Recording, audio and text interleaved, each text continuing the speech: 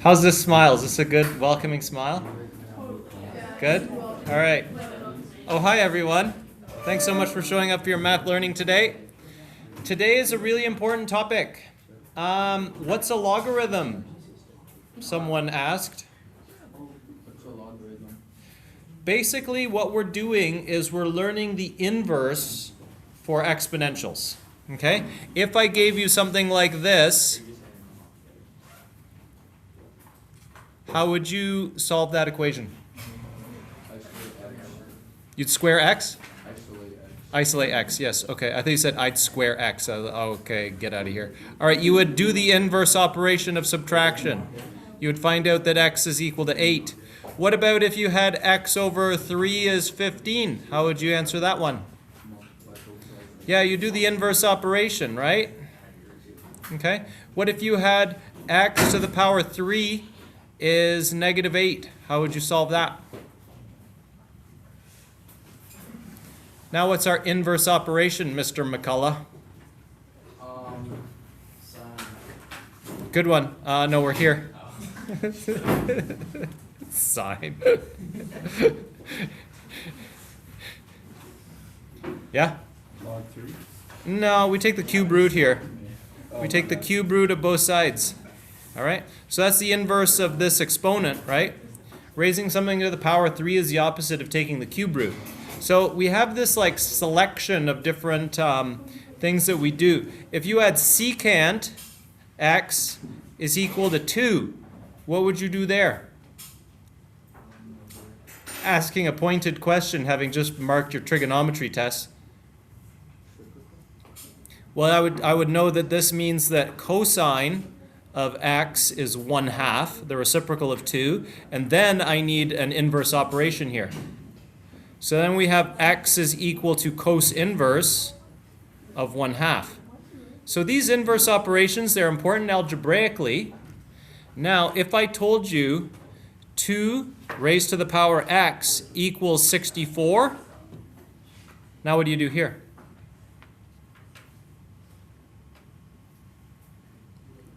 This is an appropriate level of silence for this question because up until today, you've lacked the algebraic tools to work on this algebraically. Like you're going to tell me express 64 as a power of 2? Is that what you're going to tell me?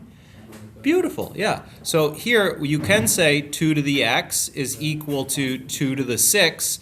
And by changing the base here, we can get that to work. But what if I said 1.8 raised to some power x is going to equal 502. Last year, if you remember, you had to guess and check. You had to guess different values of x until it got close enough. This week, we're going to be learning the algebraic way to do that. Okay, and so today is really the introduction to this inverse operation, and it's very important. We want to have this skill and become fluent in this very quickly. So, for those of you that aren't completing all of your practice work, I'll encourage you today, make an exception. Complete the whole practice package and take a look through some of the textbook questions and just practice. You're going to feel like, well, I've got it. But you want to get it to the point of it's highly fluent, okay? So we want to be able to recognize when we have a logarithmic function, make the connection between logarithms and exponents, and solving them without the logarithm laws to start. Okay, so essentially, a logarithmic function is going to look like this. Y is equal to log some base number and an argument of the logarithm there. So the logarithm of x to the base b. This is exactly the same information as is contained in this statement here. Okay? If you raise the base of the logarithm to this power, you get this output. So like other inverses of functions, the logarithm takes the input of an exponential function, see, the input of the exponential function, and makes it the output of its function. That's the role of a logarithm. So we can use it as an inverse. Okay? So copy this down, put it into you can take a picture if you don't like learning.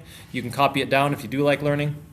Or you can copy it down and then copy your picture if you really love learning and you love being able to show people pictures on your phone and saying, hey, look at what I learned in math class today. Can you believe that in Ontario we don't learn this until grade 12? Can you believe it? Okay, so this is how logarithms look. Let's keep going. All right, So the common logarithm, oftentimes, and particularly on your calculator, you will just see the log button. That's a little bit like saying, what's this? You know, it would be dumb if I told you that, oh, there was a hidden 4 there. No. There's a hidden 2. Okay, there's a hidden 2 in that notation that we don't usually show. All right? Same thing if we just have log, there's a hidden 10. So this is particularly useful in science and working with scientific notation. And when we talk about the order of magnitude of a number, we're talking about the closest power of 10. So is it closer to 1,000,000 or 10 million or 1,000,000,000, right? And those would be different logarithms of that number. And then, yeah, so base 10 is on some calculators.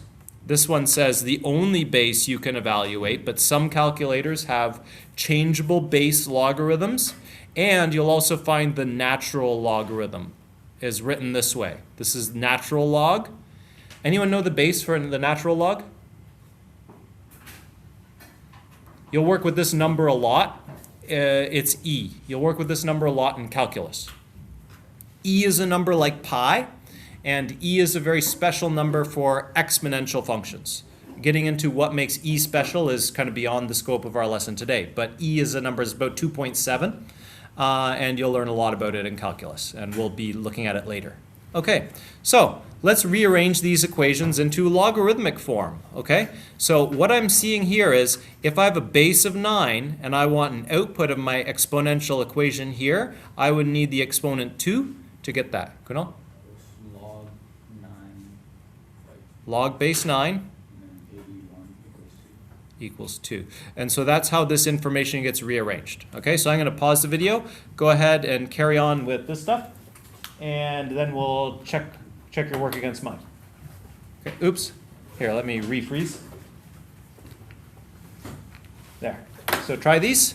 I'll pause the video, and then we'll get started again. This is right now not so much a math exercise as it is a fluency exercise. So does your work match what I have here? Check my work. Usually when we had exponential functions, they would be something like 2 to the x, where the output over here was dependent on this input. The logarithmic function here, g of x, is equal to log base 2 of f of x. That's our output there. And then this would be here, just x would be the output of this function.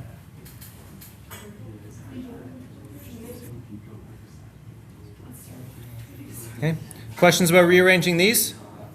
I strongly encourage you to do this tens of times so that it becomes a fluent, like you can read the logarithm and you don't have to think, wait, is that one the base or how does that work again as an exponent? You've seen exponents for years. Logarithms are new, so you need fluency practice. Let's keep going. All right. So now these ones we want to rearrange into exponential form. So a lot of these give you clues if you have good sense of powers. So if I have 6 raised to the power 3, that is indeed 216.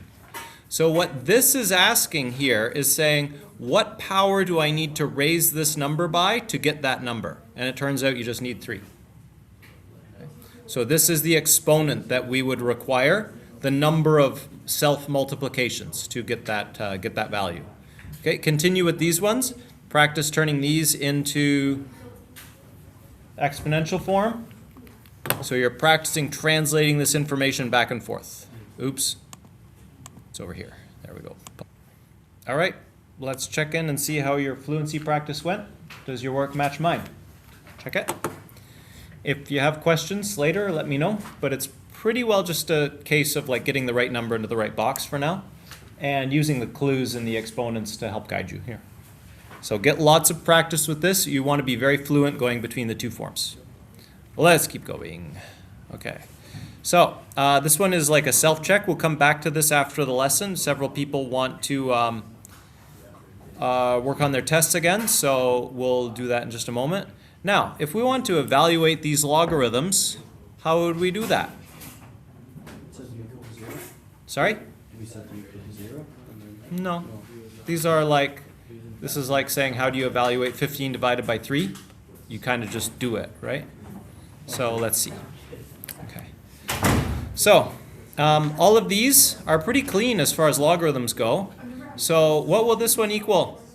Log base 9 of 81 is 2. Very good. Does it make sense? See why? Great. How about log 3, 27? 3. Log 2, 1 over 32.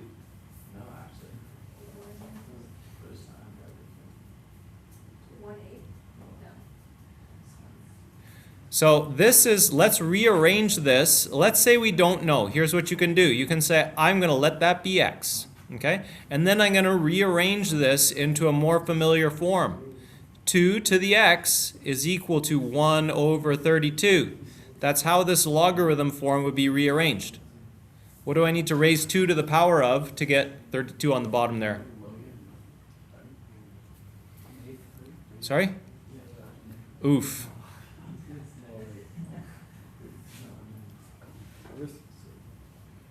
No. Okay, so let's see this one. What's 8 to the negative 2, everybody? How do I deal with that negative exponent? What do I do? Charlie, can you help me?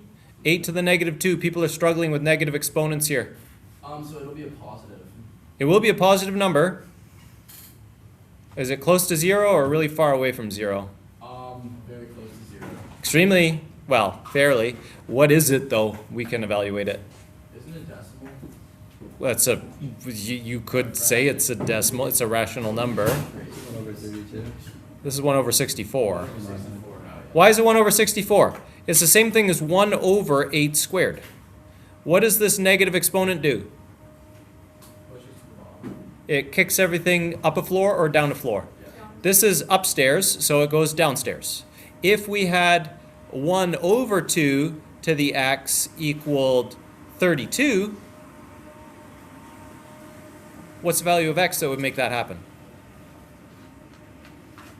Because that's a harder question. Do you now know which one this is? Does anyone know what that is yet? Yeah? Absolutely. So here, this one is equal to negative 5. Why? Why?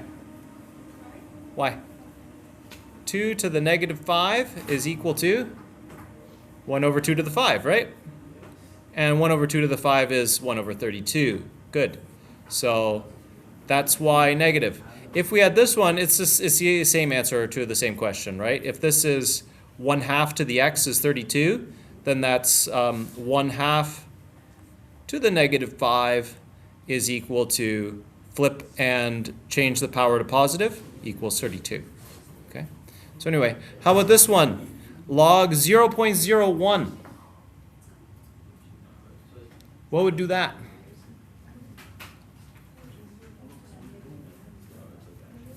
This one we can evaluate on a calculator. What you got, Kenzie? Negative 2 is very good. How did you know that? Oh, but why does it make perfect sense now that your calculator has told you that? Here's what Kenzie did. She went log, oops, I have to do log first, 0.01, and then I take the logarithm of it, and it tells me -2. Now, why does that make perfect sense?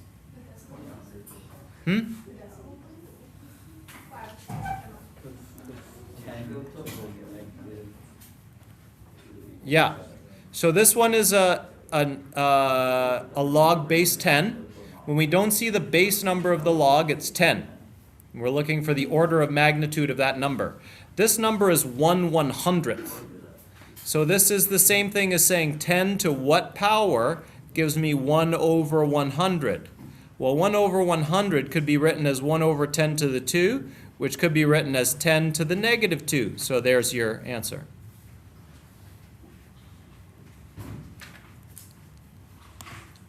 Okay, great. let's keep going. And yes, you can punch these on your calculator unless you don't have a calculator that can change the base. These you just kind of want to know. You just want to have this level of powers memorized.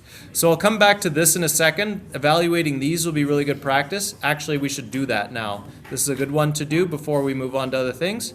So I'll freeze here. Evaluate these. And then we'll reconvene in just a moment. Okay, I had a really good question. If we just set this to equal to x, and then we can rearrange and solve for x. Here's a really challenging one. Okay, so just set it equal to x, and then set it up. 64 to the x is equal to 1 to the 1 over 32. All right, how am I going to solve this? Change of base. Express everything as a power of 2. So we have to use our change of base strategies here to get this one. All right, so I could write this as, sorry? It's frozen. Oh, it's frozen, sorry. Freeze. So here, if I have log base 64 of 1 on 32, you can use this strategy of set it equal to x, rewrite in your more familiar form. Rewrite it as an exponential equation, so that we want some exponent that when I raise 64 to that exponent, I get this output, okay? And then you go ahead and use your change of base strategies and figure this one out. So this is still relatively tricky. It's not trivially easy. What do I do here?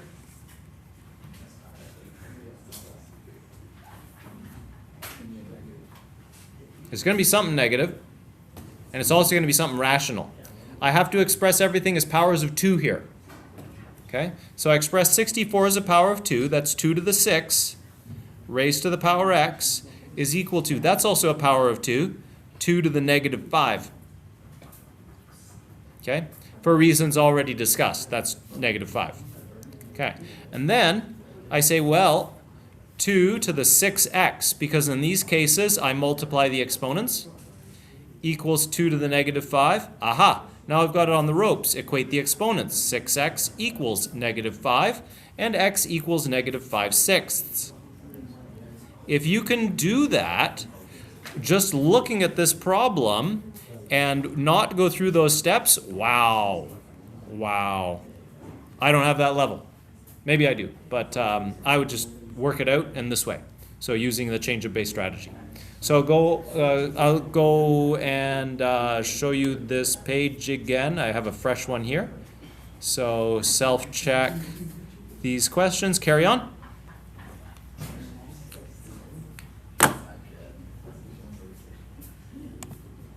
And I have them done already.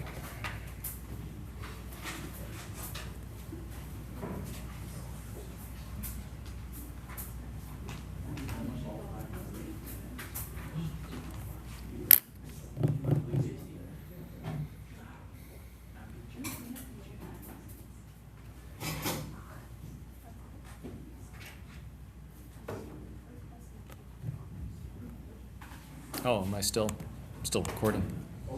Pause and freeze the video. Let's go take a look. So, if your work looks like this, that's pretty good. Did you know 7 to the 3 is 343? Feels about right, right? 350, it would be 50 times 7, and 7 squared is just ever so slightly smaller than that. Yeah, so anyway, and then it went downstairs, so it's negative. All right? And then all of these, okay, cool. Carrying on. See anything that you want to look at a little more? And then I have minus a third there, but I haven't checked it. I think that's right. If I take 64 and I make it a negative power, it goes downstairs. And I want the third root of 64, so it's 1/3 and it's negative. Yes, that's good. Now I checked it. All right, great. So let's see. Am I right? Yay! Okay, good. Okay, practice, everyone. Told you it would be a fast lesson today. There it is, practice. So there's new Delta Math just dropped this morning. There's additional practice worksheet. You already have it. It's on the table. And then you have me available to ask questions of. And then let's finish those tests, everybody. Let's have a great final unit. Say no to senioritis.